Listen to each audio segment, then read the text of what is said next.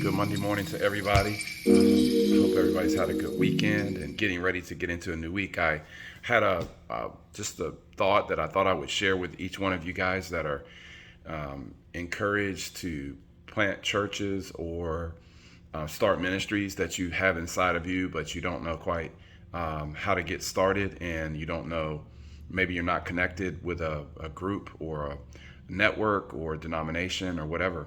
But this is kind of what we do. We just really want to encourage those that are partnering with us. One of the things that I wanted to point out is that I think in the church world, we believe that we use the same metrics to measure whether churches are good or bad, or successful or unsuccessful. Like how many people are coming to Christ, what kind of youth program there is, whether or not you have paid staff or volunteer staff, or what the facilities are like. But that's not always the case.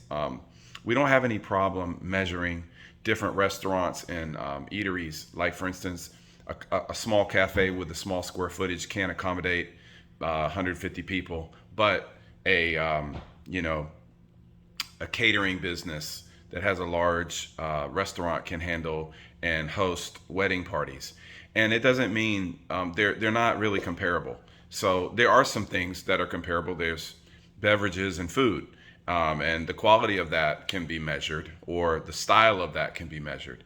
But we don't have to throw one out and throw the other one out. And I think churches are very similar, or ministries even, very similar. And we've got to begin to measure a little differently. For instance, an apostolic network, that is kind of what Invest is not so much just a gathering place, but it's a gathering, equipping, and sending place.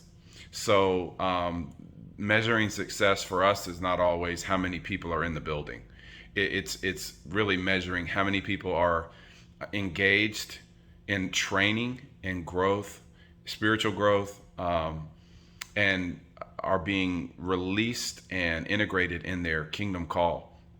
So just wanted to give us an encouragement today.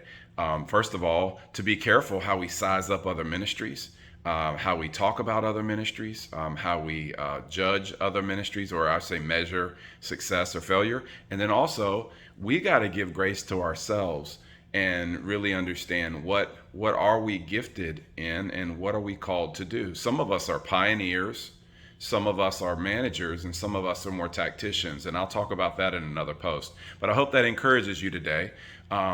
We can't measure everything by the same standard, because we're all called to do something a little different. Let's go.